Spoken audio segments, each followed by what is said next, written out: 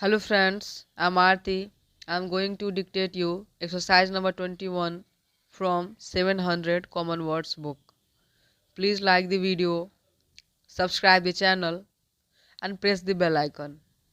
5 seconds.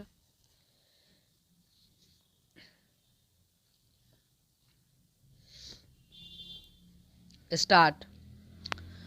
The heat of the day had been such that even the houses seemed to be on fire. If you put out a hand in touch one of the old stones of which the houses were built, you took your hand away quickly, feeling that it had been burned.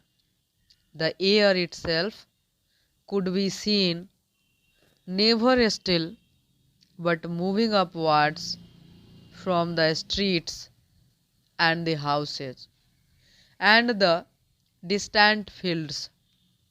It was not usual for the little town to be so very warm. For some years past, the summer had been rather cold with poor weather, and the people kept to their warm dresses and did not trouble to spend time and money on buying light things which they might put on perhaps once only in a year. Nature, however, has her own little ways of interesting herself and us, and she loves nothing better than to do something that is not expected of her. To give us a very cold day in January and a very warm one in August is easy. There is no interest for Mother Nature in that, and she loves to play with us, giving us a warm December and a cold August. Still, if she did that every year, that too would become the expected. So this year, she has given the little town where we live the warmest August on record. At first, the people loved it and put up with their heavy winter dress, but after several days, they began to feel a little weak. It is lovely, they said, but of course, we are not used to it. Less and less coverings were placed on the beds at night, and the few stores in the little town soon sold all their summer dresses and wired to the wholesalers for more. The men continued, of course, to put on each day their heavy things, for it is difficult for a man to change his ways.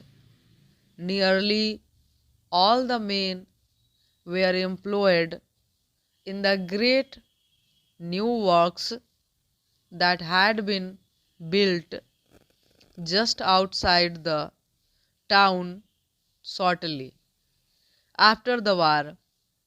From the high ground about 2 miles beyond the town, you could see the sea to the south, but the downs were between the town and the sea, and no suggestion of sea air reached the people as they went to and from their labor. The air was heavy, and the people seemed to feel its weight as they walked about.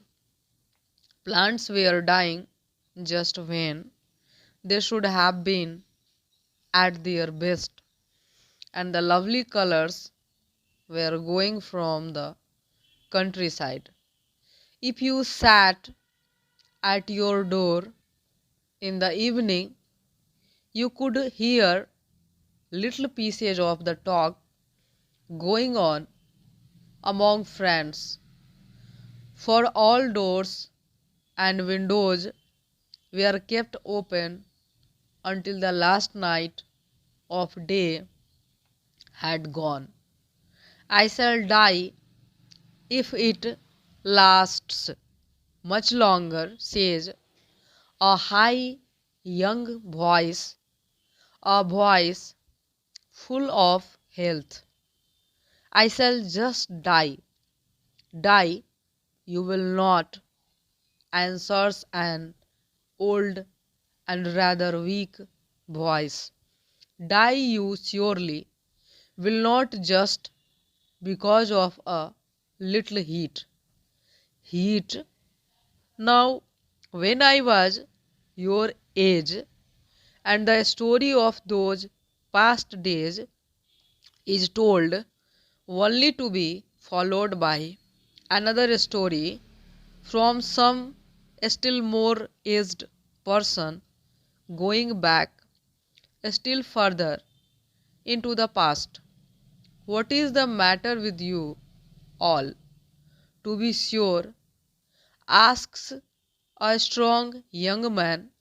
It is a change from being cold anyway. Then from quite nearby comes the sweet young voice of a girl talking to a boy. It would be lovely to see the sea. She is saying, do you think it would be worth the trouble of walking to the downs and looking out at the sea? It must look so still and peaceful and beautiful. I would walk to the end of the world for you, Penny. Even in this heat, even in this heat, he answered. Two people in the little town found life to their liking. Stop.